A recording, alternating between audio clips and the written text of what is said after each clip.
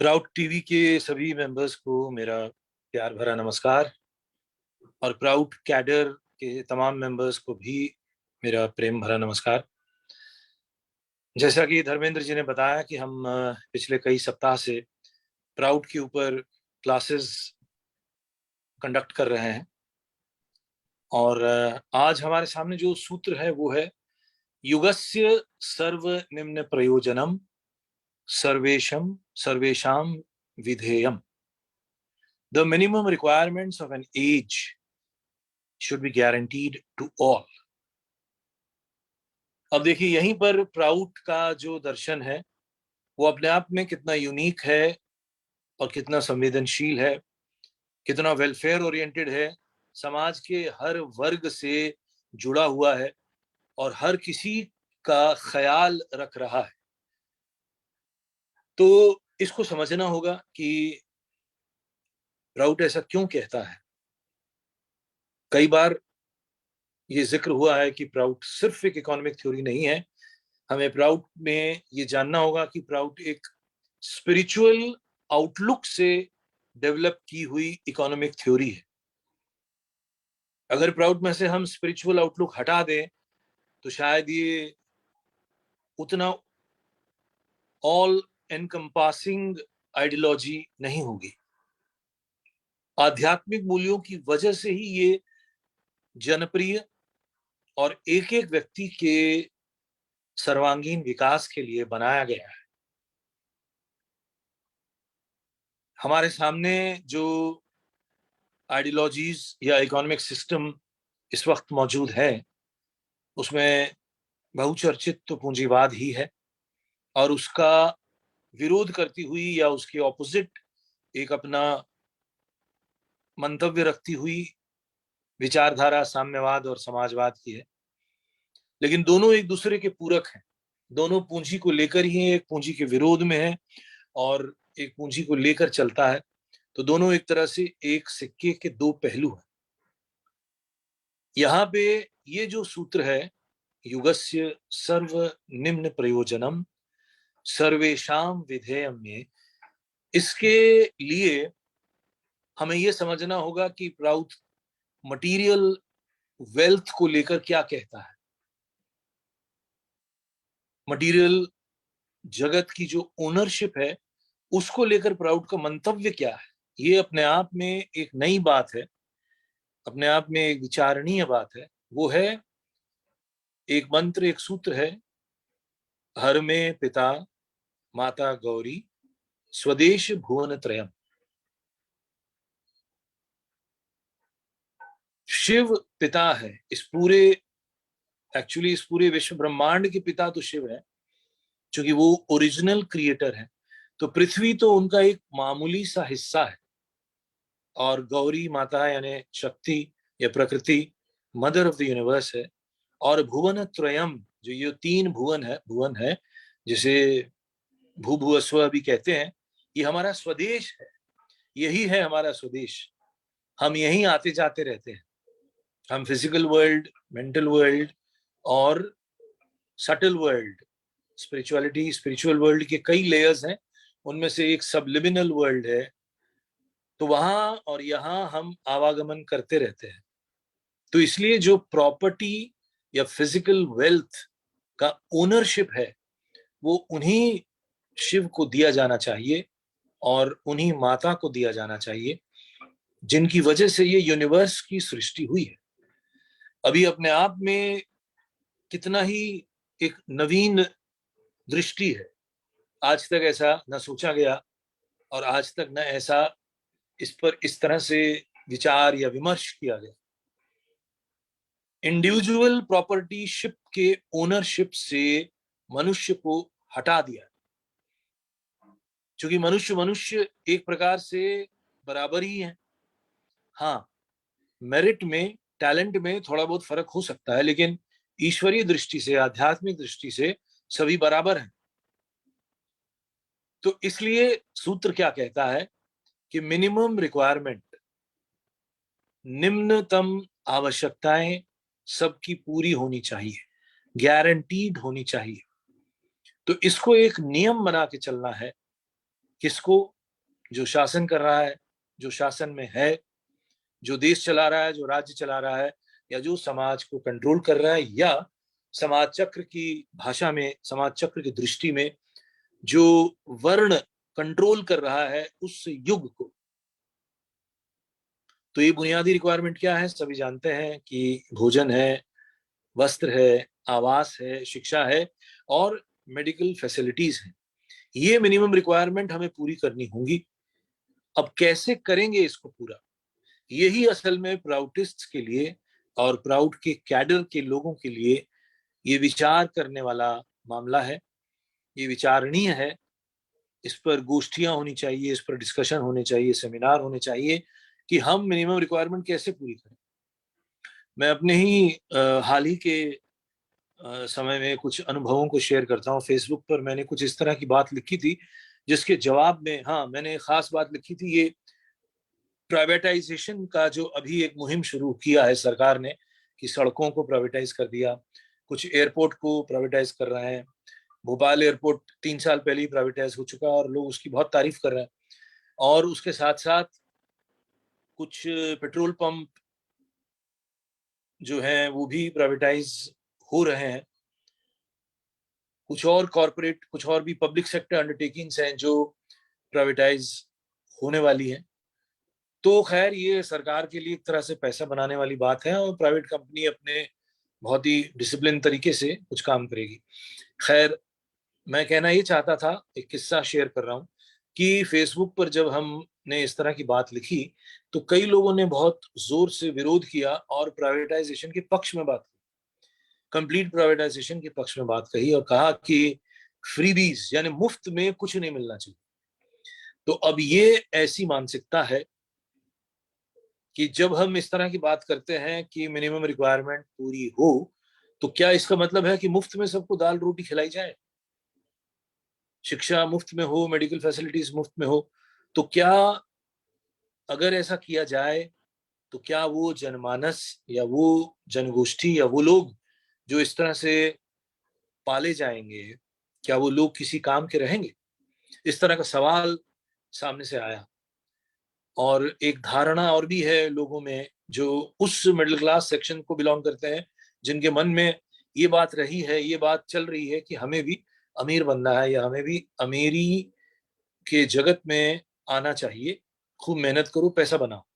तो ये जो दृष्टिकोण डेवलप हो गया है मिडिल क्लास में, और खासकर आजकल आप देखिए सेल्फ हेल्प और मोटिवेशनल टीचर्स चारों तरफ से इसी दिशा में एक थॉट वेव को चलाए हुए। आप ऑनलाइन जगत को भी स्टडी करें, उसके अलावा भी ऑफलाइन जगत में देखें कि चारों ओर एक ही बात कही जा रही है कि आप अपने समय का उपयोग करें और मोनेटाइजेशन की तरफ चलें, पैसे बनाएं, मेहनत करें, टैलेंट डेवलप करें और पैसे बनाएं। और ये न केन प्रकारेण पैसे पैसे बनाएं। हालांकि उसमें सफलता, पैसे बनाने की सफलता सबको नहीं मिलती है, ये भी देखा गया है। कुछ लोगों को तो मिल ही जाती है क्योंकि वो बहुत ही डिस्टर्ब होके सुबह शाम एक ही चीज के पीछे पागल की तरह दौड़ते हुए एक मुकाम पा लेते हैं। तो सवाल यहाँ पे ये उठता है कि अब हम मिनिमम रिक्वायरमेंट किसी युग की पूरी करें तो कैसे करें? प्राउटिस्टिक इकोनॉमिक्स के पास इसके प्रैक्टिकल सॉल्यूशन क्या है? वैयक्तिक रूप से मैं भी इस पक्ष में नहीं हूं और मेरे ख्याल से हर वो प्राउटिस्ट या प्राउड को स्टडी करने वाला व्यक्ति इसके पक्ष में नहीं होगा कि मुफ्त में लोगों को चीजें दी जाए। बहुत शहरों में फ्री में कुछ चीजें मिलती हैं, जैसे बहुत से स्कैंडिनेवियन कंट्रीज हैं। बीच में मैंने सुना था ऑस्ट्रेलिया में भी और इवन लंदन में भी मैं बीच में गया था, तो वहां मुझे पता चला कि अनएम्प्लॉयमेंट भत्ता मिलता है 1200-1500 पाउंड का। अगर आप कुछ नहीं करते हैं तो आपको 1200-1500 पाउंड मिलते हैं। उसी तरह ऑस्ट्रेलिया में भी कुछ डॉलर्स की बात है कि अगर आप अनएम्प्लॉयड हैं, पैसे नहीं कमा पा रहे हैं, तो सरकार आपको कुछ पैसा देती है। तो सरकार एक तरह से फ्री में आपको पाल रही है। लेकिन क्या प्राउड भी इसके पक्ष में है कि हम फ्री में लोगों को अन्न, वस्त्र और शिक्षा और आवास और मेडिकल फैसिलिटीज दे? मेरी समझ जहां तक कहती है प्राउड की, नहीं, ये सही नहीं होगा। और वहां भी देखा गया है यूरोप में और ऑस्ट्रेलिया में, जो लोग फ्री में पाले जाते हैं या जिन्हें फ्री में सिर्फ अनएम्प्लॉयमेंट भत्ता दिया जाता है, वो अपना खान पान तो करते हैं लेकिन बाकी समय केवल अय्याशी में बिताते हैं। बियर पीना, शराब पीना, पब में जाना, थोड़ा सा म्यूजिक, डांस, फिर चरस में डूबे हुए हैं या ओपियम के मतलब नशे की दुनिया में है, पोर्नोग्राफी की दुनिया में है। तो जब उनकी रिक्वायरमेंट इस तरह से पूरी हो रही है खान पान रहने की, तब उन्हें काम करने की क्या जरूरत है? ये कुछ वैसी बात है कि जैसे भिखारियों का जो जीवन है, बड़ी हैरानी की बात है, लेकिन ये सच है, कड़वा सच है कि भारत में कुछ लोग जो भिखारी का धंधा अपनाए हैं, वो अपनी रोजी रोटी अच्छे से चलाते हैं। बेशक उन्हें रहना पड़ता है लोगों को दिखाने के लिए भिखारी के रूप में, लेकिन कुछ लोगों ने तो गाड़ियां भी खरीद ली हैं। खैर, हर जगह सभी लोग ऐसा नहीं होते, लेकिन कुछ लोग हैं ऐसे, उनके अपने गैंग हैं, उनके अपने ग्रुप्स हैं, तरह तरह से भीख मांगते हैं, बच्चों के जरिए, लड़कियों के जरिए, और ये सब अपने सर पे कोई बैंडेज बांध के या अपने आप को बीमार बता के या बच्चे का थोड़ा सा हाथ भी काट दिया, तो इस तरह से भी लोग अपनी मिनिमम रिक्वायरमेंट को पूरी कर रहे हैं। तो कहने की बात यह है कि प्राउड क्या कहना चाहेगा, किस तरह से हम मिनिमम रिक्वायरमेंट पूरी करेंगे? तो उसका उत्तर यह है कि हमें अलग तरीके से काम करना होगा, क्योंकि एक पॉइंट प्राउड का दूसरे कई प्राउड पॉइंट से लिंक्ड है। क्योंकि आगे जब आप सुनेंगे और पढ़ेंगे, हम भी जब और इसको एक्सप्लेन करेंगे, तो हम देखेंगे कि प्राउड ने अमीरी रेखा को भी बनाया है। आगे चल के एक बड़ा ही क्रांतिकारी सा सूत्र है कि धन इकट्ठा करना बिना कलेक्टिव बॉडी के सही नहीं है। तो प्राउड एक तरह से ये चाहता है कि सबकी रिक्वायरमेंट पूरी हो, क्योंकि रिसोर्सेज लिमिटेड है, रिसोर्सेज में सीमा है। तो अब अगर सबकी इच्छाएं पूरी करनी, सबकी बुनियादी जरूरतें पूरी करनी है, तो जिनके पास ज्यादा है वहां से हमें कम करना पड़ेगा। लेकिन जो टैलेंटेड है उसको तो देना ही पड़ेगा। इसीलिए इसी सूत्र से आगे का सूत्र तो जो जुड़ा हुआ है वो ये कहता है कि अतिरिक्तम प्रदातव्यम गुणानुपातेन अतिरिक्तम प्रदातव्यम गुणानुपातेन, और अतिरिक्त धन मेरिट के अनुसार डिस्ट्रीब्यूट करना होगा। पहली कंडीशन ये है इकोनॉमिक फिलॉसफी की राउत के दायरे में कि हम मिनिमम रिक्वायरमेंट पूरी करें, और फिर जो अतिरिक्त धन पैदा होता है, जो अतिरिक्त धन आता है, उसको मेरिटोरियस लोगों में डिस्ट्रीब्यूट करें। अब इसको एग्जाम्पल से समझाना पड़ेगा और समझना होगा। मैं वैसे एक एग्जाम्पल कुछ ही समय पहले अपने ही मित्रों के बीच शेयर कर रहा था, और उन्हें वो बात अच्छी लगी, क्योंकि मैं टेलीविजन और फिल्म वर्ल्ड से कनेक्टेड हूँ, और वहां भी जो गैप है वो बहुत ज्यादा है। जहां 100 करोड़ की फिल्म बनती है, तो वहां 20-25 करोड़, 30 करोड़ कोई एक बड़ा एक्टर ले जाता है, और बाकी पैसा बाकियों में डिस्ट्रीब्यूट होता है। और कई बार जो दूसरे लेवल के एक्टर्स हैं उन्हें सिर्फ 20-25 लाख या 50 लाख तक मिलते हैं, और जो और छोटे हैं उन्हें 2-4-5 लाख तक मिलते हैं, और छोटे हैं उन्हें तो बस 1-2 लाख मिलता है। लेकिन किसी बड़े एक्टर को, सो कॉल्ड बड़े एक्टर को 30 करोड़, 50 करोड़ तक दिए जाते हैं एक बड़ी फिल्म में। अब ये एंटी प्राउटिस्टिक इकोनॉमिक सिस्टम है। अगर हमारे पास एक बजट है 20 करोड़ का या 30 करोड़ का फिल्म बनाने का, तो हमें मिनिमम और मैक्सिमम रेंज को समझना होगा। अगर वहां एक स्पॉट बॉय जो दिन में 1,000 रुपए कमाता है और 40 दिन 50 दिन की फिल्म की शूटिंग करता है, और उससे 50,000 रुपए, या अगर उसकी 2 लाख रुपए भी इनकम होती है 50 दिन में, 60 दिन में 2,000 रुपए पर डे के हिसाब से कमाता है, तो इससे 5 गुना या 7 गुना ज्यादा ही मैक्सिमम पेमेंट होना चाहिए। तो वो कितना हुआ? अगर 2 लाख मिनिमम है, तो 7 गुना या 5 गुना ज्यादा 10 लाख या 14 लाख, जो कि कम रकम नहीं है। लेकिन चूंकि सिस्टम ऐसा बन गया है, ये पूंजीवाद का सिस्टम, अगर हम फिल्म वर्ल्ड या टेलीविजन वर्ल्ड में देखें, तो ब्रांडिंग के साथ चलती है। आप नकली ब्रांड क्रिएट करते हैं, और ब्रांड का मतलब है कि लोगों के दिमाग में एडवर्टीजमेंट के जरिए, इमेजेस के जरिए, प्रचार के जरिए वो व्यक्ति और वो प्रोडक्ट आपके दिमाग में गुजर दिया जाता है, ताकि आपका आकर्षण उस व्यक्ति के पीछे, उस व्यक्ति के साथ बना रहे। अब ये सिर्फ फिल्म और टीवी वर्ल्ड की बात नहीं है, ये बात प्रोडक्ट्स के साथ भी है। मामूली सा सर्फ, मामूली सा साबुन, मामूली सा शैम्पू, मामूली सी कंघी या मामूली सा टूथपेस्ट भी इसी प्रचार के माध्यम से सफल बनाया जाता है। तो ये तरीका क्या है? ये तरीका अपने आप में एक आर्टिफिशियल तरीका है। ये पूंजीवाद की यहाँ मजबूरी हो गई है। किसी खास वक्त में उन्होंने ये रास्ता ढूंढा कि एडवर्टीजमेंट के जरिए किसी एक प्रोडक्ट को दिमाग में डाल दो, जनमानस के दिमाग में डाल दो। वॉशिंग पाउडर निरमा, तो वॉशिंग पाउडर निरमा आपको सुबह शाम अटैक करता रहेगा। आप सुबह शाम एक ही बात सोचेंगे, washing powder Nirma, washing powder Nirma. और उसको गीत के जरिए, एड फिल्म के जरिए, संगीत के जरिए आपके, हमारे अचेतन मन में बसाया जाता है। और जो बात अचेतन मन में बस जाती है वो एक न एक दिन हठात रूप से चेतन मन में आती है और कर्म जगत में फलित होती है। तो जब आप दुकान में जाते हैं तो आपके मन में वॉशिंग पाउडर निरमा या पेप्सोडेंट या सेंसोडाइन, कोई भी प्रोडक्ट आपके दिमाग में बसा रहता है। और वो इसलिए है चूंकि वो खास तरीके से बसाया गया है, आर्टिफिशियल मीन से बसाया गया है, आपके इमोशनल जगत को टच किया गया है। तो ये सही तरीका नहीं है। अभी आज ऑनलाइन शॉपिंग की दुनिया आ चुकी है, आप देखेंगे नए नए एड्स बन रहे हैं। एडवर्टीजमेंट का वर्ल्ड इतना चालाक और इतना वही अचेतन मन में घुसने वाला माध्यम है कि आप बाप बेटे के रिश्तों को मधुर बनाने के लिए आप किसी अमेजन के प्रोडक्ट का प्रचार करते हैं। पिताजी बोलते हैं कि मैं बहुत थक रहा हूं आजकल, बेटा बोलता है अच्छा ठीक है, घंटी बजती है और वहां से अमेजन से जूते आ गए। तो ये अमेजन के जूतों का प्रचार ऑनलाइन कल्चर के लिए, और फिर यूट्यूब में, फेसबुक में, जगह जगह इसका प्रचार होता है कि फलाना जूते या फलाना कुर्ता या फलाना मिठाई। ये सब हमारे मन में वही अचेतन जगत में पहुंचता है और उसके बाद हम बाजार से उन चीजों को खरीदते हैं। तो पूरा पूंजीवाद का बिजनेस इस तरह से होता है। तो इसमें हम प्राउड के लोग या प्राउडिस्ट लोग क्या कर सकते हैं?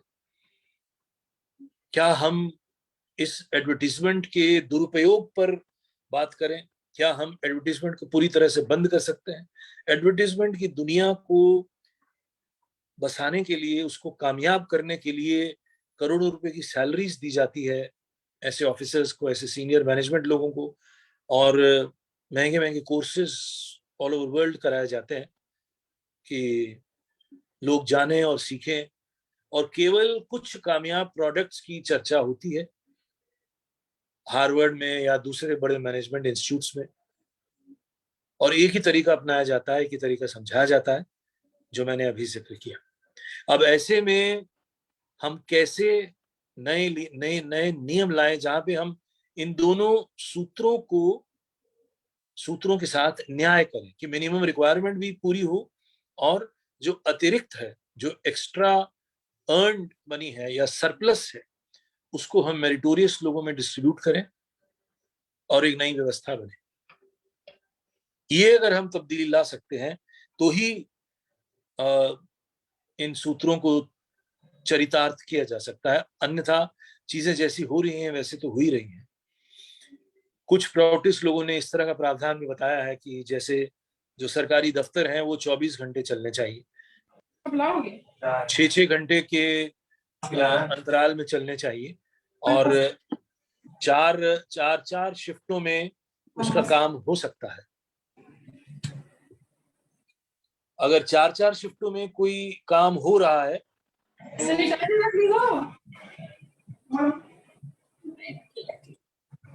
अगर 4-4 शिफ्टों में कोई काम हो रहा है तो ज्यादा लोगों को जॉब मिलेगी, तो अनएम्प्लॉयमेंट की समस्या हम यहाँ से कम कर सकते हैं। और चूंकि जो सरकारी प्रोडक्ट्स हैं उनका प्रचार ऐसा घोर तरीके से नहीं होता, जो पब्लिक सेक्टर की अंडरटेकिंग्स हैं उनमें प्रचार इस तरह से नहीं किया जाता जिस तरह से ये प्राइवेट कंपनीज वाले प्रचार करते हैं। तो वहां पे हम ये देख सकते हैं कि एक सैलरी सिस्टम हो जहां मिनिमम और मैक्सिमम में एक मिनिमम गैप हो, कि 5 टाइम्स का गैप हो या 7 टाइम्स का गैप हो, इससे ज्यादा नहीं। अगर किसी कंपनी में एक आदमी 50,000 रुपये कमा रहा है मिनिमम, चूंकि लेबर क्लास भी आजकल ठीक ठाक कमाती है, कई जगह लेबर क्लास की सैलरी 15,000 20,000 रुपया है बड़े शहर में, और किसी बड़े से बड़े सीईओ के पद में रहने वाले व्यक्ति को या एमडी का जो ओहदा लिए हुए व्यक्ति है उसको 5 लाख से ज्यादा नहीं मिलना चाहिए। अगर ऐसा होगा तभी हम इन रूल्स को चला पाएंगे।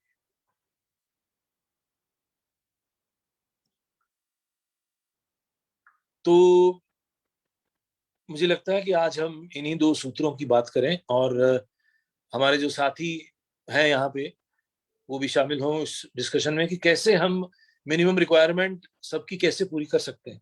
समाज या राष्ट्र में हम मिनिमम रिक्वायरमेंट को फॉलो करने वाले कौन से रूल अपना सकते हैं जिससे ये बात अमल में लाई जाए।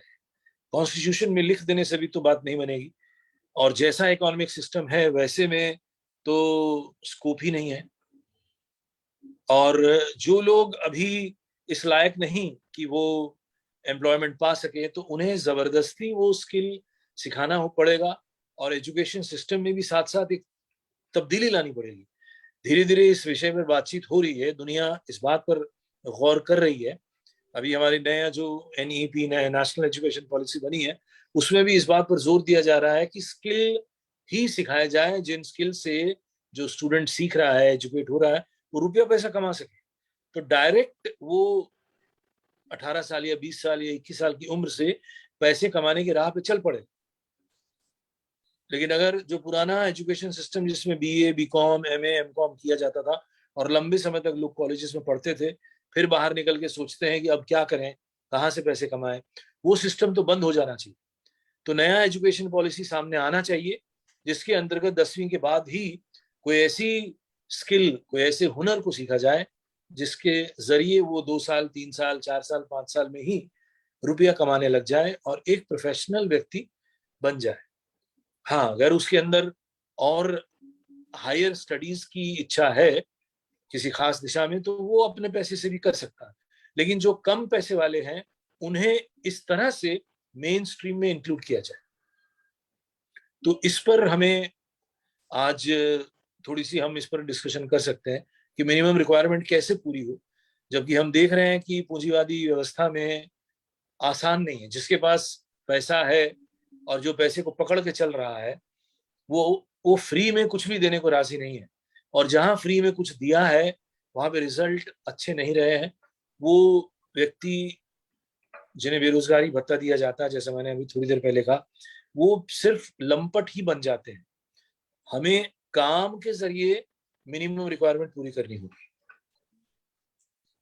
क्या कहते हैं धर्मेंद्र जी आप? हाँ, एक पहले मुदित जी का कोई प्रश्न है। मुदित जी ने हैंड रेस किया था। पहले मुदित जी से मैं रिक्वेस्ट करता हूँ, मुदित जी आप म्यूट पर हैं, आप उसको अनम्यूट करें और वीडियो ऑन करें और पूछे आप प्रश्न अपना। मुदित नहीं जी दादा, वो ये आईएएस की तैयारी कर रहे हैं मुदित जी। अच्छा, वेरी गुड। हाँ, नमस्कार दादा। नमस्कार जी।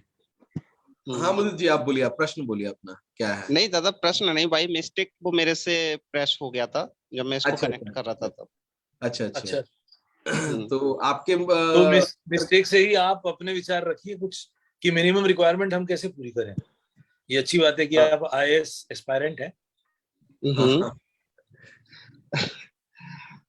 आपका एक दृष्टिकोण जानने की कोशिश कर रहे हैं हम लोग कि आप आपके दृष्टिकोण से जो आज का जो वर्तमान समय में मिनिमम रिक्वायरमेंट कैसे पूरा किया जा सकता है, जबकि पूंजीवादी व्यवस्था अपनी चरम उस पे है और कोई भी पूंजी अपना हटाना नहीं चाहता है। मतलब जो भी अमीर लोग हैं वो अपने पैसे को छोड़ना नहीं चाहते हैं। तो ऐसी परिस्थिति में विकेंद्रीकरण की व्यवस्था कैसे हमारे देश में लागू हो सकती है?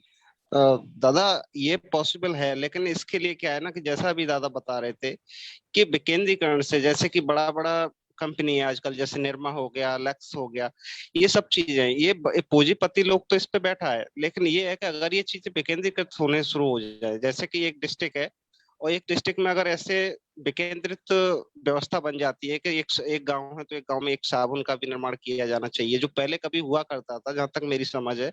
तो इस तरह से अगर होना शुरू हो जाता है तो ये सारी चीजें सही हो जाएंगी। अब सबसे बड़ी बात तो ये है ना, एडवर्टीजमेंट ने सबसे बड़ा एक रास्ता बना रखा है इस चीज पे।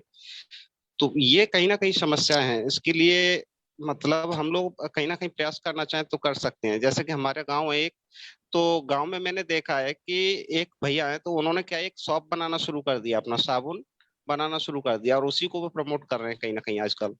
पूरा गांव ले भी रहा है उनसे साबुन। तो इस तरीके से हो सकता है।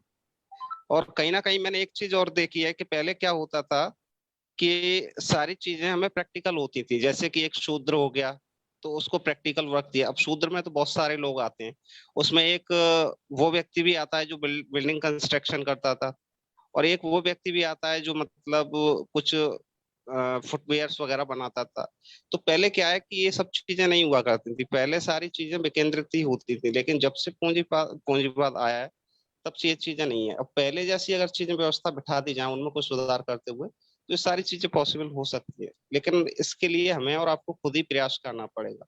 हम ऐसे लोगों को जागृत करें कि पुराने ऐसा आप करेंगे। पुराने सिस्टम में मुदित ऐसा था ना कि देखिए, हाँ एक तरफ एक अच्छी बात ये थी जो आपने बोला कि मोची वाला काम मोची करता था, तो वहां पे हाँ वो कास्टिज्म भी हेल्प कर रहा था ना। हाँ। कास्टिज्म के अपने फायदे थे या कास्टिज्म का अपना नुकसान था? हम्म। अभी कोई नुकसान तो, क्षत्रिय या ब्राह्मण, कोई ब्राह्मण कभी जूता बनाने का काम करता ही नहीं, हो ही हाँ नहीं वो सकता। नहीं करता था। लेकिन हाँ आज ब्राह्मण जूता बेचता है अपना कोई हाँ हाँ अपनी हाँ दुकान बना हाँ के वो जूता बेच सकता है। आज दुनिया बदल गई ना, कास्टिज्म खत्म हो हाँ गया, लेकिन हाँ। साथ में फिर वही है कि केंद्रीकरण हो गया। ऐसे चार लोग हम्म। मिल जाए, चार ब्राह्मण लोग मिल जाए, थोड़ा पूंजी हाँ इकट्ठा किया और एक हाँ। बिजनेस शुरू किया, एक स्टार्टअप कंपनी बनानी, लेकिन वो फिर वही हो गया, वो चार लोगों के बीच में ही है। मतलब हम्म ये बड़ा डिफिकल्ट है, इसमें बहुत रिसर्च की जरूरत है कि हम्म कैसे आप मेन स्ट्रीम सोसाइटी को इस बिंदु तक ले आए कि मिनिमम रिक्वायरमेंट पूरी होनी चाहिए, और वो भी बिना मतलब अनएम्प्लॉय रखे हुए, फ्रीबीज नहीं। बहुत लोग इसको बोलते हैं हम्म। ना, नो फ्रीबीज, मुफ्त जी। में दी हुई कोई भी चीज उसकी कदर नहीं होती, और हम्म एम्प्लॉयमेंट उतना है नहीं। अभी हम्म अगर आप अभी ऑनलाइन वर्ल्ड ही देखें, मेरे कई हम्म साथियों ने ऑनलाइन शॉपिंग सेंटर खोले हुए हैं, क्योंकि ऑनलाइन हम्म में सब बेच रहे हैं। अब अमेजन बेच रहा है, प्राइम भी बेच रहा है, तो बहुत लोगों ने ऐसे हम्म 4-5 लाख रुपए लगाकर स्टार्टअप कंपनी बनाई और हम्म यहाँ बेच रहे हैं, बेचना चाह रहे हैं, लेकिन ग्राहक नहीं है उनके पास, कस्टमर नहीं आ रहा उनके पास। कस्टमर हम्म। अभी भी अमेजन के पास आ रहा है। अमेजन इतना बड़ा नेटवर्क हो गया कि ऑल ओवर वर्ल्ड वो सप्लाई कर रहा है। जी दादा। हाँ ललित हम्म। कृष्णानंद जी, दादा ललित कृष्णानंद जी, आप बोलिए हाँ हाँ, दादा। नमस्कार जी, हाँ नमस्कार जी। दादा नमस्कार। ललित कृष्णानंद दादा, हाँ, हेलो। वो वीडियो नहीं है, वो उनका स्टिल फोटो है शायद। हाँ ठीक है वो, लेकिन है वो। अच्छा अच्छा। दादा, दादा आप मेरी बात सुन रहे हैं क्या? हेलो।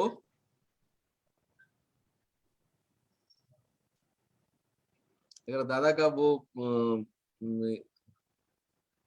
अच्छा, और किन्हीं को कोई सवाल करना है तो वो कर सकते हैं। आप अनम्यूट करके अपना कोई भी सवाल पूछना चाहते हैं या अपना कोई सुझाव देना चाहते हैं तो दे सकते हैं।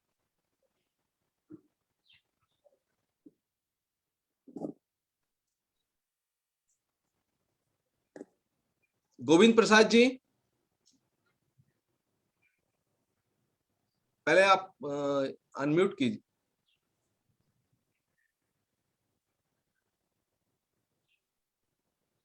हेलो। हाँ बोलिए। आवाज मिल रहा है दादा? हाँ हाँ, मिल रहा हाँ मिल रहा। हाँ, आ रहा है, आ रहा है। बोलिए बोलिए। नमस्कार करते हैं पहले। नमस्कार नमस्कार जी नमस्कार। नमस्कार। हाँ दादा, हम एक सुझाव देना चाहते हैं। हाँ हाँ। यहाँ पटना में सहकारिता जो है शुरू किया गया है। वाह, 14 वेरी गुड। तारीख से उसकी शायद ओपनिंग है। हाँ हाँ हाँ। सहकारिता के माध्यम से जैसे हम लोग राहत जितना लोगों को पहुंचाए थे, माने रिमोट एरिया में, हम्म। अब उन लोगों के पास बहुत बड़ी बेरोजगारी है वहाँ, तो उन लोगों हम्म को कैसे नियोजित किया जाए, हम्म। है ना दादा? हाँ हाँ हेलो। हाँ हाँ हाँ हाँ हाँ। हाँ, सुन रहे हैं। सुन रहे हैं आप, बोलिए। हाँ, तो ये सहकारिता के माध्यम से किया जा सकता है। अगर जो जैसे अभी तो मतलब पटना जिला में शुरू हुआ है, उसी तरह से हमारे यहाँ 38 जिला है, यहाँ 38-39 जिला है बिहार में। तो अगर जो 38 जिला बिहार स्टेट में सभी जगह धीरे धीरे इसको इम्प्लीमेंट किया जाए और ईमानदारी पूर्वक किया जाए इसको, कि हमें कुछ जो है करना है राष्ट्र के प्रति, तो बहुत कुछ हो सकता है। तो सहकारिता मतलब बात आती है इस पे कि कोऑपरेटिव्स के जरिए ही संभव है। तो वो बात तो है ही है। प्राउड तो कोऑपरेटिव्स को एनकरेज करता ही है और कोऑपरेटिव फेडरेशन की बात भी करता है, बट उसमें अभी तक हमें मतलब जो देखा गया है उसमें अभी तक बहुत बड़ी सफलता नहीं हुई है। सबसे इसमें मुझे ऐसा लगता है कि जो भी लोग के पास पूंजी है, वो चाहे संगठन में हो या कोई बाहर हो या जहां पे भी हो, जिस जगह पे भी हो, उसके अंदर जो है अनिश्चितता का माहौल है कि उसकी जैसे अगर वो पैसा देगा भी तो उसके जीवन में ये नहीं कि हमको जैसे मेडिकल की गारंटी हो गई, हमारा जॉब सिक्योर हो गया, उसको भी लग रहा है डर कि हमारा जॉब सिक्योर नहीं है तो हम पूंजी को दबा के बैठे। हमारा मेडिकल है, कल हम अगर बीमार पड़ेंगे तो हमें पैसे की जरूरत पड़ेगी, तो हम वो मार्केट में हम पूंजी को छोड़ नहीं सकते हैं। चाहे उसके अंदर तरह तरह की, चाहे उसको अगर आज शिक्षा के क्षेत्र में अगर वो जा रहा है, उस समय भी उसको ऐसा लग रहा है कि हम जो है जब तक उसको उसकी गारंटी नहीं ली जाएगी, जब तक जन जागरण की आवश्यकता है कि अगर समाज में विकेंद्रीकरण व्यवस्था लाने के लिए एक जन जागरण की आवश्यकता है कि हम जिस समाज में अभी रह रहे हैं वह तो असुरक्षित है ही, लेकिन हम एक सुरक्षित और सुदृढ़ समाज, एक सबल समाज बनाने के लिए हमको पैसे का डिसेंट्रलाइज करना ही पड़ेगा। जब तक हम समाज को हम ठीक नहीं कर सकते हैं, तब तक हम राष्ट्र को भी ठीक नहीं कर सकते हैं, अपने परिवार को भी ठीक नहीं कर सकते हैं, और हमारे परिवार का जो लोग है वो भी उसी दौर से गुजरेगा जिस दौर से हम गुजर रहे हैं। अभी जैसे कोऑपरेटिव की बात होती है, तो कोऑपरेटिव के लिए जो मिनिमम जो रिक्वायरमेंट्स है वो होनी चाहिए कि नैतिकता होनी चाहिए। आज सबसे ज्यादा है कि समाज में नैतिकता नहीं है। कारण क्या है कि अगर एक चोर चोरी भी कर रहा है तो उसकी नैतिकता खत्म हो गई, क्योंकि उसे खाने के लिए रोजी रोटी नहीं। तो अगर उसे नैतिकता का आप पाठ पढ़ाइएगा तो पहले उसे खाने के लिए कुछ देना होगा या उसकी व्यवस्था करनी होगी, है ना। तो जब इस तरह की बातें होंगी, जब जन जागरण की बातें होंगी कि हम उसको उस जो अपेक्षित वर्ग है, अवहेलित वर्ग है, उस अवहेलित वर्ग को लेकर एक आंदोलन करना होगा।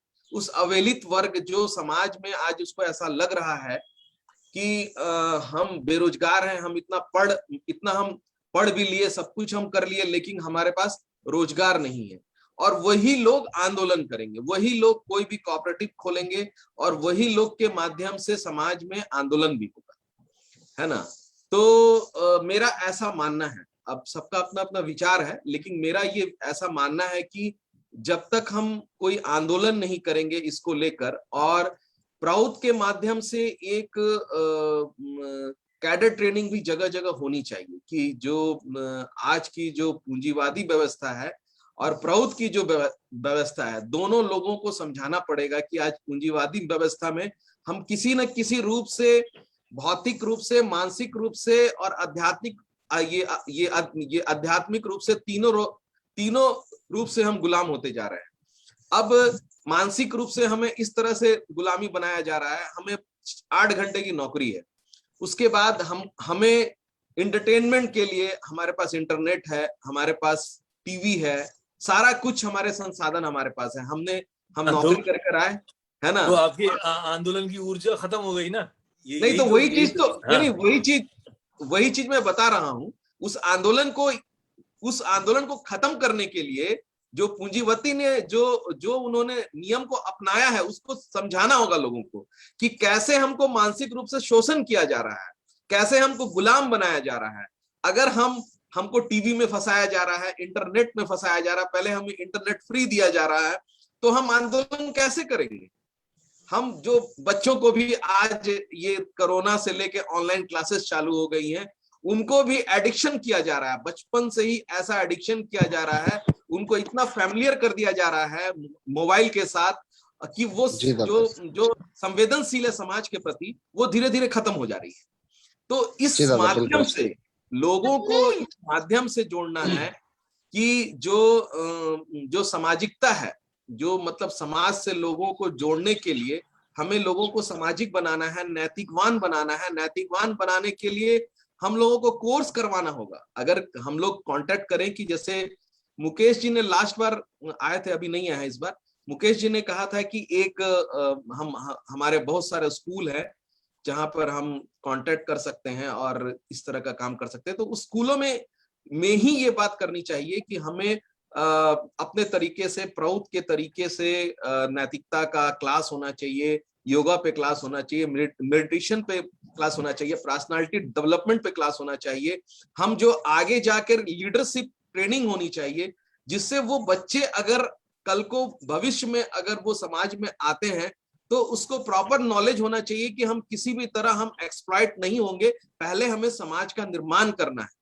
पहले व्यक्ति का जब निर्माण होगा तभी समाज का निर्माण होगा। आज व्यक्ति का निर्माण नहीं हो रहा है, व्यक्ति कहीं ना कहीं तीनों स्तर पे उसका शोषण हो रहा है। आध्यात्मिक स्तर पे भी उसका शोषण हो रहा है। आध्यात्मिक में तरह तरह के देवी देवता के माध्यम से उसको शोषण किया जाता है कि भाई आपके जो है भूत चढ़ गया है, तो आपको इस तरह का ये हो गया है ना। तो तरह तरह के उसे शोषण किया जा रहा है। तो इस शोषण से निकालने के लिए जब तक हम उसको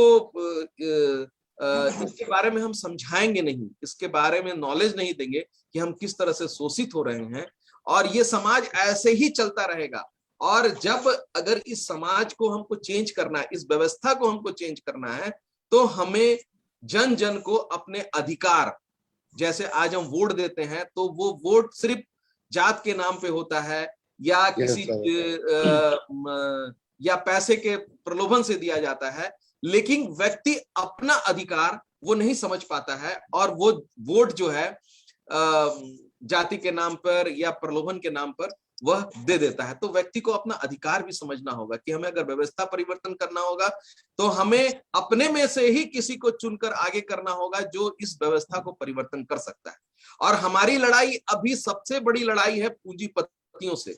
जब तक पूंजीपति से लड़ाई लड़ने के लिए हमारा जो है इंटेलेक्चुअल पावर भी वैसा ही होना चाहिए, हमारा आंदोलन भी वैसा ही होना चाहिए, तभी हम समाज को परिवर्तित कर सकते हैं।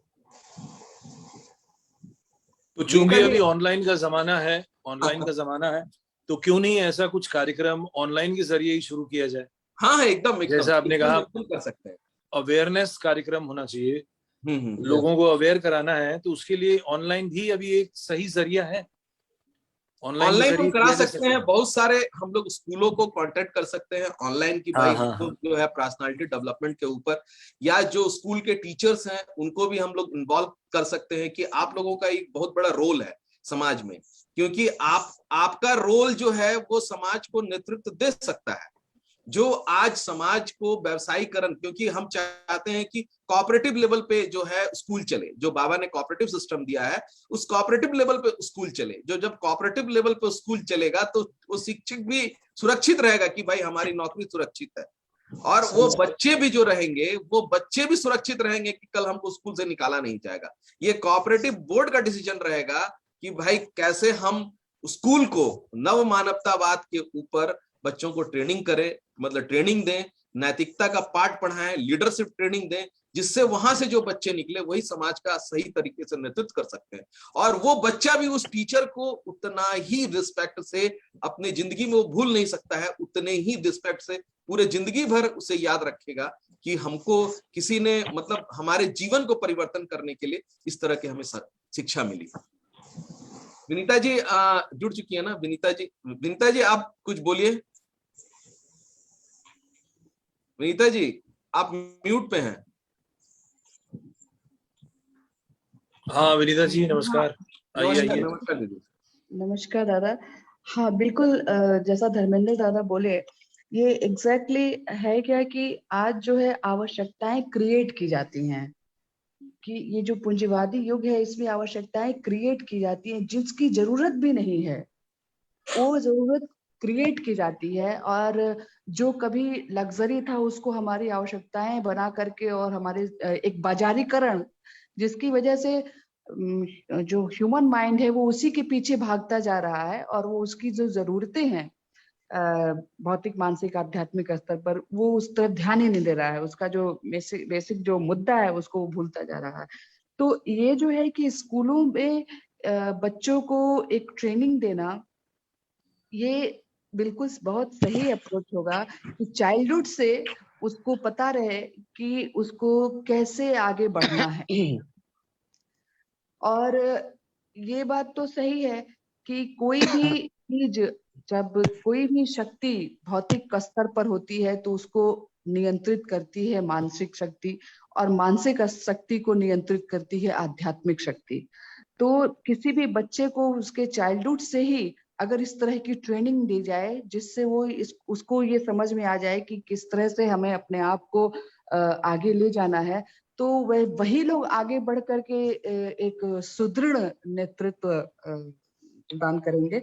और इसके लिए अगर हम लोग कुछ इस दिशा में सोचें तो ये बहुत अच्छा होगा। जैसा कि उन्होंने कहा कि टीचर्स को लेकर के हम लोग ये प्रोग्राम करें, तो ये बिल्कुल बिल्कुल होना चाहिए, क्योंकि देखिए हर आदमी भटक रहा है, सबको प्लेटफॉर्म चाहिए, हर आदमी सोच रहा है कि करे क्या, जाए कहाँ, कहाँ से गाइडलाइन मिले।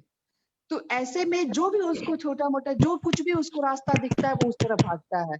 जैसा कि उन्होंने कहा कि धर्म के नाम पर जो है वो शोषण होता है।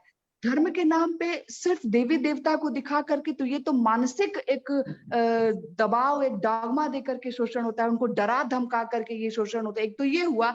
दूसरा, धन उगाही तो आजकल हर चीज के पीछे है। धर्म को भी तो उन लोगों ने पूंजीवादी मानसिकता के अंतर्गत धर्म को भी तो धंधा ही बना के रखा है। तो जब आज के बच्चे इस तरह से ट्रेंड होकर के बढ़ेंगे तब वो विरोध करेंगे और सही बातों का समर्थन करने की ताकत आएगी। तो ये अप्रोच बहुत अच्छा है, और हम लोगों को किसी भी तरह से एक रिवॉल्यूशन के लिए सोचना चाहिए कि जैसे कि बाबा ने कहा था कि विक्षुब्ध शूद्र ही मूवमेंट लाएंगे, जो विक्षुब्ध होंगे, जिनके अंदर शक्ति तो है लेकिन परिस्थितियों बस वो मजबूर हैं, वो कर नहीं पा रहे हैं, उन्हें सिर्फ मौके की तलाश है। तो उन्हें एहसास कराना है कि आप ये कर सकते हैं और कीजिए। तो इसके लिए एक रूपरेखा तैयार करनी होगी, और इसके लिए जरूर कुछ स्टेप लेना चाहिए, एक प्रोजेक्ट के तहत इसको लेना चाहिए। Thank you. सही कहा आपने विनीता जी, बहुत बहुत बढ़िया। और एक मेरे मन में दादा सवाल आ रहा था कि ये जो यूथ्स हैं, आज ये यूथ्स जो बेरोजगारी की समस्या से जूझ रहे हैं, इनको भी एक प्लेटफॉर्म देने की आवश्यकता है, क्योंकि इनके पास कोई भी दिशा निर्देश, सरकार के पास ऐसी कोई योजना नहीं है जिससे वो मतलब कोई उनको किसी भी तरह का एम्प्लॉयमेंट मिल सके। तो उनके एम्प्लॉयमेंट के लिए उनको कैसे हम एक प्लेटफॉर्म पर लेकर आ सकते हैं? उनको सेल्फ एम्प्लॉयमेंट के लिए या कोऑपरेटिव का एक आंदोलन चलाया गया कोऑपरेटिव के माध्यम से कि हम प्राउड जो है वो सहकारिता आंदोलन के माध्यम से देश के हर एक लोगों को रोजगार देगी। आप हमारे हाँ बोलिए धर्मेंद्र दादा, देखिए ये जो बात आप कह रहे हैं ना, हाँ, तो इसके लिए आपको जमीन पे काम करना होगा। नहीं, हमारा जिस तरह से ललित दादा ने बोला कि वो एक एड आता है ना, निरमा का, तो लोगों के अंदर में बैठ जाता है। अब मोदी जी ने बोला सबका साथ सबका विकास, सबका साथ सबका विकास, वो बहुत पॉपुलर हुआ। तो हमारा भी क्यों नहीं सहकारिता वाला पॉपुलर होगा? पहले लोगों के अंदर में ये भावना तो आए। बिल्कुल बिल्कुल दादा, हमारी जो पहुंच है, हम जो चीज को लोगों तक पहुंचाना जा रहे हैं कि हम सहकारिता आंदोलन के माध्यम से हम देश के हर एक युवक को रोजगार देना चाहते हैं, और हम इस तरह का एक एड बनाए, जिस तरह टीवी एड चलता है उसी तरह हमारे चैनल पे ये एड आए, दिन भर में 5 बार ये एड आए, और इससे लोगों के अंदर में ये भावना जागृत हो कि भाई ये सहकारिता क्या चीज है, किसके माध्यम से रोजगार मिल सकता है। पहले लोगों के अंदर में एक वैचारिक क्रांति की आवश्यकता है। दादा लोग हाँ, प्रॉब्लम हाँ, ये है कि आज भी कुछ कोऑपरेटिव चल रहे हैं, ठीक है ना। बाबा ने जो कोऑपरेटिव दिया वो थोड़ा डिफरेंट है, और उसके बेस में मॉरलिस्ट हैं कि हाँ, जब मॉरलिस्ट उस कोऑपरेटिव को चलाएंगे तो उसका असर वो अलग ढंग से होगा। आज भी कोऑपरेटिव चल रहा है लेकिन उसका कोई फायदा नहीं है। तो अगर हम सिर्फ सहकारिता की बात करेंगे तो लोग तो कहेंगे कि आज भी तो चल रहा है सहकारिता, लेकिन उससे कोई फायदा नहीं, तो है नहीं, आम जनता हमारा को कोई। हम इसीलिए हमारा ये जो लोग हमारा जो सहकारिता का जो नारा होगा, वो जब हमारा उसमें कांटेक्ट नंबर भी होगा और हमसे लोग जुड़ेंगे, हमारा पूरा उसका एक डाटा होगा पूरी तरीके से कि कैसे कैसे हमारा कोऑपरेटिव होगा, और हम उसको एज अ ट्रेनर के रूप में, जैसे अगर लोग हमसे जुड़ने लगेंगे, हम एक ट्रेनिंग सेंटर रखेंगे जहां लोगों को हम 15 दिन का पूरा ट्रेनिंग देंगे कि यही भाई बात मैं इसके। कह रही हूँ हाँ, हाँ, दादा, वो यही वो बात मैं पहला कह रही रहेगा हूँ। कि फर्स्ट जो है हम लोगों को एक प्रचार करना है, अपने प्राउड के प्लेटफॉर्म को हाईलाइट करने के लिए सहकारिता आधारित जो आंदोलन हम लोग करना चाहते हैं पूरे देश में। तो वो आंदोलन के तहत लोग हमसे जुड़े, पहले लोग जुड़े, क्योंकि देखिए ये पहले भी बात उठी थी कि अगर हम लोगों को इम्पोज करें कि नहीं आप साधना कर लीजिए और ये कर लीजिए वैसे कर लीजिए, पहले आप लोगों की जो रिक्वायरमेंट्स है हम पहले वहां तक पहुंचे कि हम दादा उनको देना चाहते हैं, उसके दादा बाद हम। मैं हाँ, दादा मैं थोड़ा सा समय की कमी है इसलिए मैं आपको इंटरप्ट कर रही हूँ। हाँ, हाँ, बोलिए बोलिए। देखिए, वर्कशॉप बहुत जरूरी है। हाँ, हाँ, हाँ, तो और ये जो आई होप ये जो प्रोग्राम हो रहा है अभी, ये कैडर ट्रेनिंग प्रोग्राम है ना हाँ, ये हाँ, अभी। हाँ, हाँ, तो हाँ, दादा देखिए, ये बात मैंने कुछ लोगों को और भी बोली थी कि हमारे जो बच्चे हैं, जो लोग, इनको, हर व्यक्ति के अंदर बहुत सारी योग्यताएं होती, बहुत सारी क्षमताएं होती हैं। राइट। तो बिल्कुल। और हमें ट्रेनिंग देनी है बच्चों को कि वो अच्छा स्पीकिंग कैपेसिटी भी उनकी डेवलप हो सके, वो किसी भी चीजों को कैसे मैनेज कर सके, ये क्षमता भी उनके अंदर डेवलप कर सके। एक ही व्यक्ति कुकिंग भी कर सके, एक ही व्यक्ति सर्विंग का काम भी कर सके, एक ही व्यक्ति सेवा कर सके, एक ही व्यक्ति अच्छा स्पीच दे के मोटिवेट भी कर सके। ये ट्रेनिंग हम दे सकते हैं, और हमें सबसे पहले अपने बच्चों से ही शुरुआत करनी होगी। अपने मार्ग के जो बच्चे हैं, तो कम से कम भुक्ति लेवल पे, प्रत्येक भुक्ति लेवल पे एक वर्कशॉप हर 15 दिन पे या महीने में एक बार जरूर होना चाहिए, जिससे अब बच्चों को हम एक दिशा में, एक पॉजिटिव दिशा में ट्रेंड कर सके। और वो बच्चे जो हैं, जब उनसे जो आउटपुट आएगा तो लोग अपने आप देखेंगे। अच्छा, जब रिवॉल्यूशन होता है दादा, तो रिवॉल्यूशन में हमको सबकी जरूरत पड़ती है।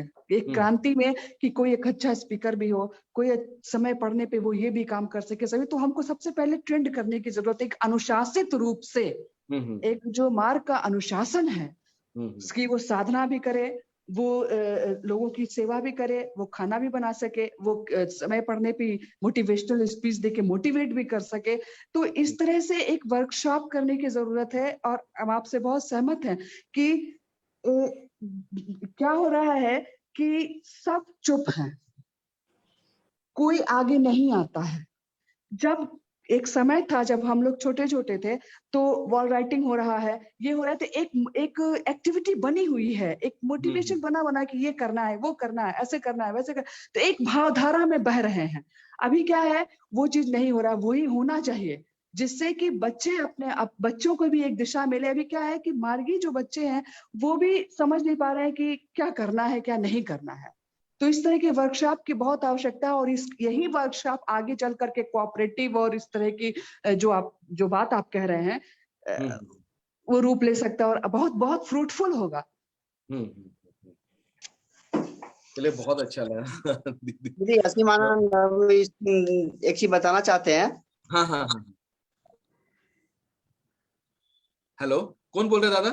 म्यूट हो गया। अच्छा, हेलो। हाँ दादा। हाँ, अभी ठीक बोलिए है। बोलिए बोलिए बोलिए।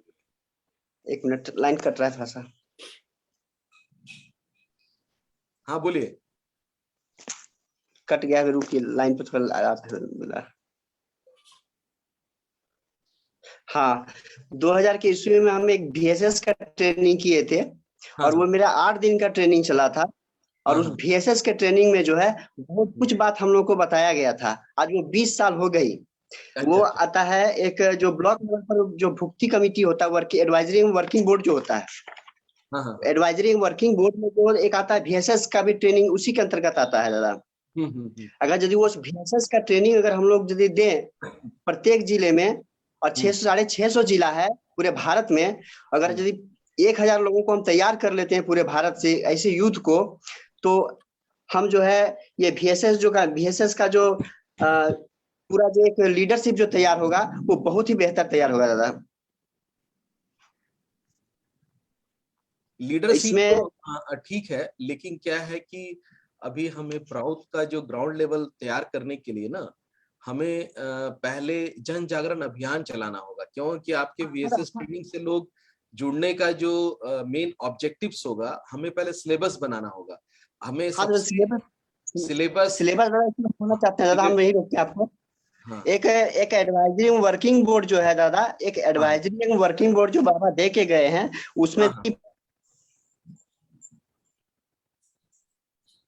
हाँ थोड़ा सा कट रहा है दादा, क्षमा चाहेंगे। हाँ बोलिए। एजुकेशन सेक्रेटरी भी है, और एक मिनट थोड़ा सा दादा कट रहा है, किसी का कॉल आ रहा है, कट जाता है। आवाज आ रही है, बोलिए आप। हाँ बोलिए। आवाज आपकी आ रही है, एकदम क्लियर आवाज आ रही है।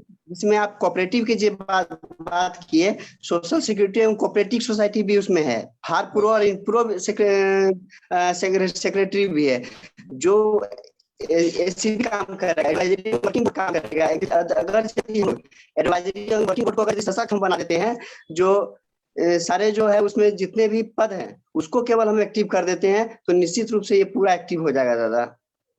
एकदम हम एक्चुअली प्रधान का बोर्ड अलग है। आपकी बात है कि आप जो बात कर रहे हैं ना, वो बात है कि हमारी स्ट्रक्चरल बात हो रही है। स्ट्रक्चरल बात के तहत ऐसा है कि आपके अंदर में भुक्ति प्रधान है, और आपके गिने चुने सब एरिया में करीब 10, 15, 20 मार्गी हैं। हमें चाहिए कि हम क्राउड को, हम जो पब्लिक को, हम अपने प्राउड के मुद्दे पर, मतलब जो आज की समस्या है, देखिए आज जितने भी टीवी चैनल्स हैं या जो कुछ भी आज चल रहे हैं, सब समस्या बता रहे हैं, लेकिन किसी के पास समाधान नहीं। तो हम उनकी समस्याओं को लेकर, हाँ बोलिए दादा जी। एक चीज बताना चाहेंगे कि अगर यदि हम लोग 100 युवा पूरे देश में तैयार हो जाएंगे, 100 लीडर, ज्यादा नहीं, हम 100 लीडर चाहते हैं, 100 लीडर अगर ये तैयार हो जाता है पूरे देश को संभाल सकता है। लेकिन वैसा लीडर तैयार होना होगा, जैसे कि अभी विश्व बैंक की एक सलाह दी है भारत सरकार को, जो किसी को पता नहीं है। वो सलाह हम रखना चाहेंगे आप लोग के बीच में। विश्व बैंक का जो सलाह है भारत सरकार को दिया गया है, वो हम लोग सामने रख रहे हैं दादा, थोड़ा ध्यान से सुनिएगा। कि पहला ऐसा है कि नौकरी करने वाले जो सरकारी नौकरी कर रहे हैं, कम से कम कर्मचारी में काम लेना है, और आउटसोर्सिंग के माध्यम से लेना है, ताकि उनको सैलरी बहुत कम पैसा दिया जा सके, और ब्याज का राशि बचा करके उसको कर्ज के रूप में वर्ल्ड बैंक को दिया जा सके। इसका दूसरा क्या है, शिक्षा और स्वास्थ्य में कम खर्च करे। भारत सरकार को सलाह दे रहा है वर्ल्ड बैंक, ये IMF है, उसके विदेशी कंपनी को जगह देना है। इसके बाद तीसरा है कि टैक्स को बढ़ाना है, और पांचवा है कि MSME सूक्ष्म लघु एवं मध्यम उद्योग जो है उसको सहायता कम करना। जो कोऑपरेटिव की आप बात कर रहे हैं, कानून में ही वो बना दिया है कि MSME को कम उसको सपोर्ट ही नहीं करना है। हम कितना मेहनत करके फील्ड में जमीनी स्तर पर रह जाएंगे, उसका सरकार का सपोर्ट नहीं है, वो डंडा मारेगा, हमको भगा देगा वो। नहीं, देखिए सरकार जो है, और कोई कुछ बोल रहे थे क्या? नहीं, हम ये बोल रहे थे कि आपने जो कहा ना कि सरकार का जो है वो सपोर्ट, सरकार हमको डंडा मार दी। सरकार तो हमें डंडा मार ही रही है, हम तो शोषण हो ही रहे हैं। हम लोगों को किस तरीके से हम मोटिवेट करें, जागरण करने का काम है। कि जैसे अभी आप शोषण हो रहे हैं, लेकिन उसको खुद नहीं पता है कि हम कैसे शोषण हो रहे हैं। जैसे ललित जी ने आज बोला कि बहुत सारी ऐसा ऑनलाइन क्लासेस चल रहे हैं कि अमीर कैसे बनना है, कि जीवन में सफल कैसे होना है, इसके लिए लोग पैसा दे के क्लास ले रहे हैं, ठीक है। लेकिन कैसे जीवन को प्रगति के रास्ते पर लेकर आना है, कैसे बेरोजगारी से हम दूर होंगे, है ना। हमें अमीर नहीं बनना है, मतलब हमें आज सिखाया जाता है कि अब अमीर कैसे बनेंगे। ये सारी पॉलिसीज क्या है, कैपिटलिस्ट जो कैपिटलिस्ट चल रही है वो कैपिटलिज्म अपने चरम बदकर्स पे है, और वो अपने तरह तरह के ये नियम बना के और ऑनलाइन क्लास के माध्यम से या किसी भी तरीके से करके वो एक्सप्लॉयटेशन करना चाह रही है। हमें जो शोषण, जो शोषित समाज है, उस शोषित समाज के लोगों को जागरण करके आंदोलन करना है। जब देखे इतना बड़ा आंदोलन जो अन्ना हजारे ने किया, इतना बड़ा आंदोलन किया, कैसे कर दिया? सरकार तो थी ही, अब देखिए केजरीवाल उसको लेकर वहां सरकार बना दिया, है ना। तो लोगों की समस्याओं को लेकर वो जुड़ा, और जुड़ने के बाद वो चला गया। हाँ बोलिए। बात ये है दादा कि हमको जो है, मेरे पास जो मीडिया है, हाँ। वो हमको जमीनी स्तर से मीडिया को जो मीडिया का इस्तेमाल करके आंदोलन करने वाले मात्र 3 ही 4 लोग थे। दिल्ली में मैं आंदोलन देख रहा था, मैं केजरीवाल का, 3 से 4 लोग मात्र थे, लेकिन उस आंदोलन को देखने वाले कम से कम करोड़ों व्यक्ति थे। और करोड़ों व्यक्ति तक एक बार पहुंचा रहा था, तुरंत हर तरह का मैसेज तुरंत पहुंच रहा था, टीवी के माध्यम से, यूट्यूब के माध्यम से, फेसबुक के माध्यम से, हर माध्यम से उसके पास पहुंच रहा था। उसका मैसेज पूरे देश में पहुंच रहा था, आम आदमी के बीच में जा रहा था, वो जगाने में कामयाब हो गया। हम लोग का मैसेज जो है उतना तेज गति से आम आदमी के बीच में नहीं जा पाता है। हम उस मैसेज को रखते हैं तो उसके माने उसका बोलते हैं कि खोपड़ी में इतना शक्ति नहीं है उस मैसेज को एक्सेप्ट कर सके। तो हम लोगों की समस्याओं से हम नहीं पाते हैं ना। देखिए जैसे मैं बता रहा हूँ, आज किसान आंदोलन चल रहा है, लेकिन किसान आंदोलन को लेकर प्रोटेस्ट कोई भी अपने प्लेटफॉर्म से क्यों नहीं बोल रहा है? आप क्यों नहीं बोल रहे हैं? चाहे आपकी अगर कहीं भी आप आंदोलन कीजिए, हमारे पास तो आज मीडिया भी है। हमने आज प्राउड टीवी, श्री श्री आनंद मूर्ति जी विजन हमारा 2 चल रहा है, और श्री श्री आनंद मूर्ति जी विजन में आज महीने का 4 लाख लोग देखने वाले हैं, और प्राउड टीवी में सब्सक्राइबर कम है, फिर भी 1,65,000 लोगों के बीच हमारी बात जा रही है। तो वो तो मार्गी नहीं है, वो तो नन मार्गी भी है। लेकिन हमारी मतलब हमें कैसे प्रेजेंट करना है, मतलब किस तरीके से अपने बात को रखना, हर एक बर्निंग इसी को। जैसे आपको पता होगा जब हाथरस की घटना घटी थी, तो हमने अपने चैनल्स पे, जैसे विनीता जी हैं और वो हमारी एक 10वीं है और एक थी निधि दीदी, इन लोगों ने मिलकर 3-4 दिन एकदम इसको चलाया था, 3-4 एपिसोड हाथरस की घटना को लेकर, नाड़ी उत्पीड़न को लेकर। तो जब बर्निंग इशू पे जब हम किसी चीज को समाज में जब हम आएंगे, हमारा क्यों नहीं पहचान होता है? क्योंकि हम कोई भी बर्निंग इशू को लेकर हम समाज के बीच में हम आते नहीं। इसी का वजह से लोग हमें पहचान नहीं दे रहे हैं, हमारी आइडेंटिटी नहीं हो पा रही है। आज अगर छोटी छोटी समस्या, अभी देखिए विदर्भ समाज की बात मैं आपको बताता हूँ। एक प्रोटेस्ट ब्लॉक इंडिया के तरफ से वहां पे निस्ताने जी हैं, निस्ताने जी ने वहां पे वहां के लोगों को सिर्फ एक किसान का एक मूवमेंट उन्होंने चालू किया कि जो सरकार का जो फॉरेस्ट की जमीन थी जिसको सरकार आवंटन कर रही थी, आवंटन के दौरान क्या था कि वो आदिवासी लोगों को दे रही थी। उन्होंने बोला कि नहीं, सिर्फ आदिवासी को नहीं, जो वहां पे रह रहे हैं, जो गरीब लोग हैं, उनको भी मिलना चाहिए। उसी को मूवमेंट करने के बाद वहां उनसे 5,000 लोग जुड़े और उन्होंने एक बहुत बड़ा आंदोलन कर दिया वहां। तो आप लोगों की समस्याओं के साथ जुड़े तो देखिए वहां आंदोलन हो गया, लेकिन हम लोगों की समस्याओं के साथ जुड़कर हम उसमें सहभागिता नहीं लेते हैं, इसके कारण हमारी आइडेंटिटी नहीं रहती है। आप अपने जगह पे ही अगर अपनी आइडेंटिटी बनाना चाहते हैं, कोई भी देश में अगर नेता पैदा होता है तो ऐसे पैदा नहीं होता है, वो उसकी समस्याओं के साथ वो जमीनी स्तर पर चलता है। अगर आप किसी प्रखंड में हैं, आप किसी जिले में हैं, आपके वहां अगर आप नैतिकता को लेकर ही, लड़कों की नैतिकता को लेकर, पर्सनालिटी डेवलपमेंट को लेकर अगर आप एक मुहिम चला देते हैं तो लोग आपसे जुड़ना चालू कर जाएंगे। लेकिन आपके पास उस तरह का सिलेबस होना चाहिए, उसके लिए पूरा बैठ के हम सिलेबस तैयार करें और हर एक स्कूल को प्रपोजल दें, उस तरीके से हम लोग काम कर सकते हैं। हमारी आइडेंटिटी बनाने के लिए हमको लोगों से जुड़ना होगा, उनकी समस्याओं को लेकर जुड़ना होगा। अगर हम समस्याओं को लेकर अगर हम भागते रहेंगे, आज समाज में दुष्कर्म हो रहे हैं, भ्रष्टाचार हो रहे हैं, महंगाई हो रहे हैं, लेकिन प्रोटेस्ट चुप है, तो उस कंडीशन में लोग हमको कैसे पहचानेंगे? हमारी पहचान तभी होगी कि जब हम अपनी आवाज को हम उठाएंगे, किसी के माध्यम से, हम जो अपने चैनल के माध्यम से उठाएं। लेकिन हमें जब मौका मिलता है, मैं लोगों को बोलता भी हूं कि आप आइए, आप डिस्कशन कीजिए, अपनी जो भी लोग हैं अपनी बातों को रखिए, जिससे हम लोग समाज को सही दिशा निर्देश और समाज से हम जुड़ सकें। और हम प्रोटेस्टों को समाज से जुड़ना बहुत जरूरी है, क्योंकि आज देश के पास कोई विकल्प नहीं बचा है। हम देखते देखते क्या होता है कि आज स्थिति ऐसी हो गई है कि पड़ोसी का छत टूट जाए है ना, तो हमें बहुत खुशी होती है, अरे उसका छत टूट गया। जब तक अपना छत नहीं टूटता है तब तक लोगों की नींद नहीं खुलती है। तो इसीलिए हम लोगों को ये समझाना है कि आज उसका छत टूटा है तो कल मेरा भी छत टूटने वाला है। आज देखिए बैंक ऑफ महाराष्ट्र फेल कर गया, यस बैंक फेल कर गया, आरबीआई से सरकार पैसा निकाले जा रही है। कल आपका पैसा अगर 20 लाख है तो हो सके तो आपको 1 लाख रुपया नहीं मिलेगा बैंक से, आप खड़े रहेंगे। आज देखिए तालिबान में क्या स्थिति है, लोग बैंक के सामने खड़े, उनको पैसा नहीं मिल रहा है, वो भूखे मर रहे हैं। तो ऐसी स्थिति आने से पहले हमें पूरी कैडर को तैयार करना होगा। हमें बहुत काम करने की आवश्यकता है, हर एक लेवल पे, जमीनी स्तर पे भी और जो मीडिया के स्तर पे भी, दोनों स्तर पे हमको काम करने की आवश्यकता है। और ये पूंजीवादी व्यवस्था हमारे जो प्रोटेस्टों को भी उसी तरह से मतलब ग्रसित करके रखी है, जो एक आम समाज में लोगों को ग्रसित, वो निकलना नहीं चाहते हैं। वो चाहते हैं कि भाई हमारा बच्चा, हमारा शिक्षा, हमारा व्यवसाय, हमारा काम, हमारा दाम, बस यही। बाबा ने कहा कि तुम्हें एसपीटी भी, तुम्हें सॉरी पार्ट टाइमर भी तुम्हें काम करना होगा, दिन में एक घंटा भी काम करना होगा। और तुम्हें लोकल फुल टाइमर जैसे जो एलएफटी दिया, फिर पार्ट टाइमर दिया, तो ये कहाँ लोग कर पा रहे हैं। जब तक आप करेंगे नहीं, जब तक आपका डेडिकेशन दिखेगा नहीं, तब तक कोई बड़ा काम नहीं कर सकते और कोई परिवर्तन नहीं होने वाला। आप ये मत सोचिए कि भगवान आशीर्वाद दे दिए तो और जो हम सुबह उठेंगे तो प्रौत आ जाएगा। बिना प्रयत्न का, बिना पुरुषार्थ का कभी भी समाज में परिवर्तन नहीं आ सकता।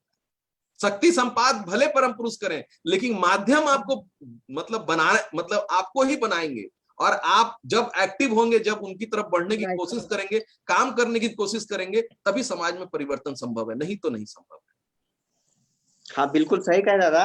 अगर यदि गाय 8 सेर दूध दे रही है और हम 5 किलो का बर्तन लेके जाएंगे, 3 किलो दूध जो है गिर जाएगा, नहीं आएगा बर्तन में। जब तक वो बर्तन तैयार नहीं हो जाता है तब तक प्रौत कैसे दे सकता है। अगर प्रौत आ भी गया तैयार करने तो बस हमारी तैयारी वही है।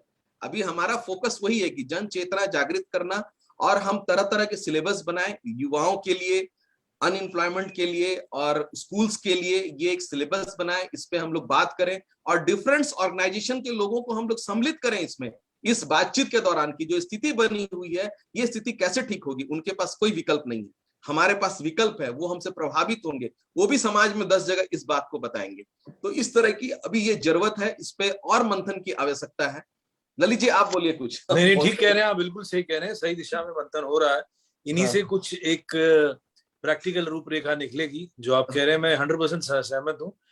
विनीता जी ने भी को कहा, मैं उससे भी सहमत हूँ। और अभी हमारे साथी आपका असीम जी, हाँ, तो मुझे तो यही लगता है कि देखिए, चूंकि ऑनलाइन में है हम, तो ऑनलाइन से शुरू करें कुछ, जो अभी यहाँ भी लोग जुड़े हुए हैं। बाकी वैयक्तिक लेवल पे आप अपनी भुक्ति और अपने छोटे से मोहल्ले में या एरिया में जो कर सकते हैं वो करें। अगर प्राउड का जागरण ही कराना है, वो भी तो एक मूवमेंट का हिस्सा है। एक movement, proud as a economic system क्या है, वो बताना भी अपने आप में एक आंदोलन ही है, क्योंकि वो वैचारिक आंदोलन है। तो बाकी प्रैक्टिकली जो कोऑपरेटिव बनाने वाली बात है, लोगों की समस्याओं में जाके अपना एक सपोर्ट देने की बात है, और जो बर्निंग इश्यूज है उसमें कुछ करने की बात है, वो न्यूज के जरिए एक काम हो सकता है। दूसरा तो जो जिस एरिया में है उसे वहीं पे अपनी टीम बना के करना पड़ेगा, यही समझ में आता है। बाकी मुझे वो आइडिया धर्मेंद्र जी आपका अच्छा लगा कि हम भी क्यों नहीं ऐड बना के कुछ करते, तो किया जाए कुछ। तो ऐसा ऐड बनाया जाए। लेकिन आपके पास कोई कोऑपरेटिव स्कीम है क्या, या आप चाहते हैं कि पहले लोगों को सिर्फ कोऑपरेटिव कैसे चलाना है, इस पर लोगों को प्रौत सहकारिता जो है वो ऐड बना के चले। वो ऐड हमारा डेली आए, वो डेली आए प्रौत सहकारिता के आधार पे। हम अभी उसके बारे में उसको देखने के बाद कोई बोलेगा कि अच्छा कहाँ है ये, मैं इसमें नौकरी करना चाहता हूँ। नहीं, जब उसके अंदर इस तरह की बात आएगी ना, जब वो आएगी तो वो हमारा कॉन्टेक्ट डिटेल्स भी घूमते रहेगा नीचे।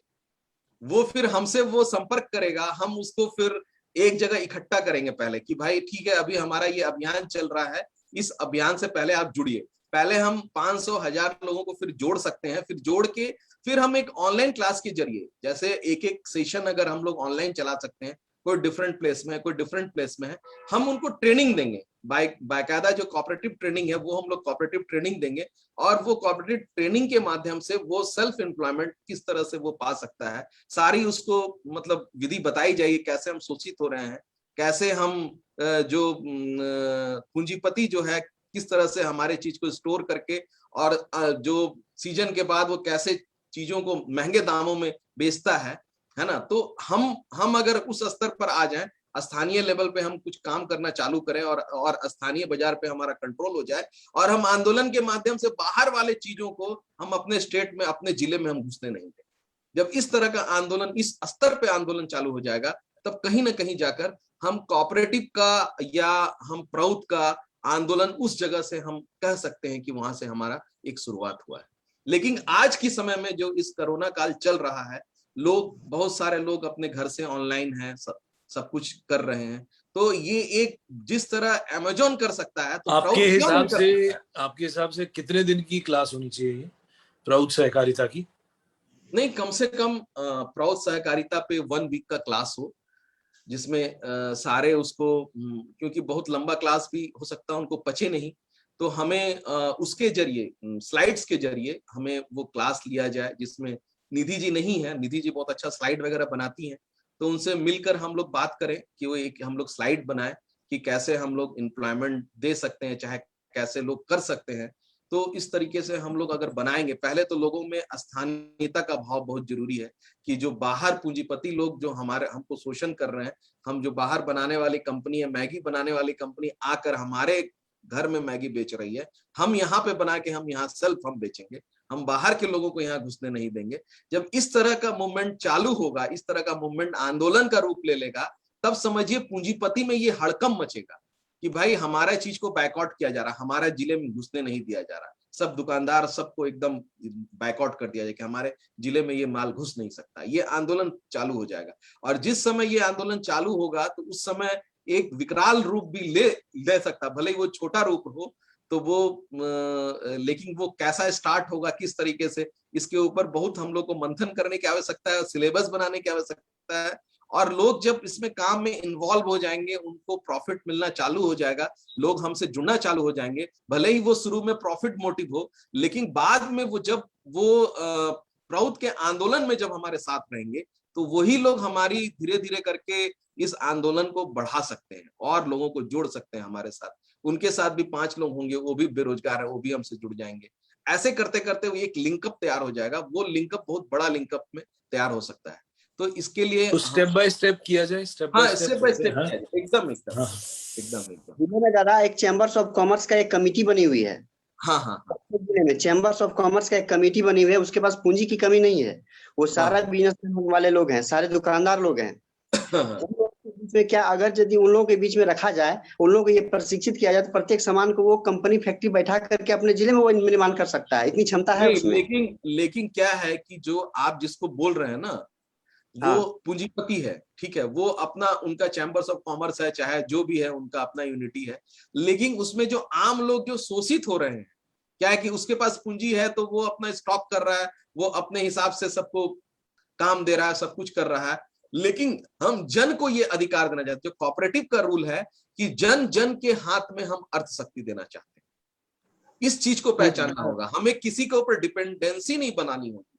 अगर हम 20 प्रोटिस्ट या 50 प्रोटिस्ट या आप अगर अपने जिले में कुछ काम करना चाहते हैं, तो हम लोग एक है कि भाई जैसे कोई वहां पे आपने समझा दिया, जैसे कोई आपके अगर गांव है तो वहां अगर पता है कि टमाटर है तो टमाटर 3 रुपए किलो कोई पूछता नहीं है, आप वहां सॉस की फैक्ट्री लगवा दीजिए किसानों को रख के, वही किसान लोग जो 3 रुपए किलो बेच रहे हैं, वहां के जो कोऑपरेटिव होंगे, उस कोऑपरेटिव में वो 10 रुपए लाके किलो बेचेंगे कि उसकी लागत से हम कम में आपका सामान नहीं खरीदेंगे, आपको 10 रुपए का जो है 77 रुपीज जो है आपको उस सॉस का दाम मिलेगा। 5 किलो टमाटर 15 रुपए में बिक रहा है, 5 किलो टमाटर में अगर 1 किलो सॉस निकलता है तो उस किसान को 50 रुपए मिलेंगे और 27 रुपए रख के वो बाहर बेचे उसको, फिर भी उसको 50 रुपए मिल रहे हैं। तो जब इस तरह की भावना को लाना होगा कि कोऑपरेटिव के माध्यम से हम शोषण नहीं, हम जब चीजों को इंप्लीमेंट करना होगा कि हम कैसे उनको मोटिवेट करें कि हम शोषण हो रहे हैं, हम खुद बना सकते हैं, हम खुद कर सकते हैं, लेकिन हम हिम्मत नहीं जुटा सकते हैं, लेकिन वो हिम्मत उनके अंदर डालनी होगी। हाँ, इसके साथ साथ टेक्नोलॉजी का भी हमको प्रशिक्षण देना होगा। एकदम वही चीज मैं बोल रहा हूँ कि वो हम नहीं बताएंगे तो वो निर्माण करेगा कैसे। तो वही चीज तो मैं बता रहा हूँ, उसका पूरा सिलेबस बने कि क्या वो करना चाहते हैं, आपके क्षेत्र में क्या उपज होती है, उसका क्या क्या बाई प्रोडक्ट बन सकते हैं, वो सारे पे हम लोग एक सिलेबस बनाए। और आप अगर हमें उस वहां का प्रोजेक्ट अगर आप हमको भेजते हैं तो उस पर हम लोग सिलेबस बनाकर आपको हम लोग दे सकते हैं कि ये प्रोजेक्ट वहां पे चल सकता है। और आपका मार्केटिंग वहीं के स्थानीय लोग करेंगे और वहीं का किसान ब्रांड से ही आप सामान को निकाल दीजिए और उसको वहां से बेचिए कि वहां के सारे जो जो किसान लोग हैं और वहां के लोग बाहर नहीं जाएंगे, वहां के लोग वहीं नौकरी करेंगे। कोई दिल्ली बॉम्बे क्यों जाएगा, वहीं के लोग वहां के खुद एम्प्लॉयमेंट उनको मिलेगा वहां पे। दादा ठीक है, आपका तो समय भी हो रहा है। अब ठीक है। हाँ, नहीं अच्छा हुआ, आज कुछ अच्छी बातचीत हुई, तो इसको धीरे धीरे स्टेप बाय स्टेप आगे किया जाए, ये अच्छा। हाँ एकदम बढ़िया आइडिया। हाँ एकदम। दादा तो हाँ दादा, ये गणेश भट्ट दादा कर्नाटका में सहकारिता का अभी चला रहे हैं। हाँ, बहुत बड़ा चला रहा है। हाँ पता है। तो उनसे जो है दादा लिया जा सकता है। मैं कैसे कैसे जो है इम्प्लीमेंट होगा, क्या क्या मशीनरी लगेगी इसमें, है ना। उसके बाद जो है एक अध्याय जुड़ जाएगा अपना, जो बनाइएगा अपना वक्तव्य देने के लिए, लोगों को मीटिंग देने के लिए, वर्कशॉप जो समझाने के लिए विद इन इंडिया या स्टेट वाइज। तो गणेश भट्ट दादा से बात किया जा सकता है इस संदर्भ में। हाँ ठीक है, बात करेंगे जी गणेश भट्ट जी से बात करेंगे, जरूर। ठीक है, सभी को नमस्कार। ठीक है दादा, सभी को नमस्कार। बहुत अच्छा रहा, आप लोग इसी तरह जुड़ते रहिए। हर एक, इस बार शायद 12-20 में है, अब नेक्स्ट संडे उसी के आप लोगों को इन्फॉर्म किया जाएगा हम लोग किस समय है। और बहुत अच्छा लगा आप लोगों का जुड़ने का, आप लोगों का राय विचार। हम लोग इसी तरह से जब तक मंथन नहीं करेंगे प्लेटफॉर्म पर आकर, हम लोग कोई एक बिंदु पर पहुंच नहीं सकते हैं। इसीलिए आप लोग जरूर जुड़िए, ये बाबा का काम है और हम लोगों को बढ़ाना है काम। तो इसी के लिए आप लोग हमेशा जुड़िए, हो सके कि आपका विचार लेकर हम आगे बढ़े, आप मेरा विचार लेकर आप आगे बढ़िए। जब तक हम एक दूसरे को हम लोग आपसी जब तक हम लोग शेयर नहीं करेंगे किसी चीज को, तब तक हम लोग कहीं पे पहुंच नहीं सकते। ठीक है, तब सभी को नमस्कार। जी नमस्कार दादा, नमस्कार दादा।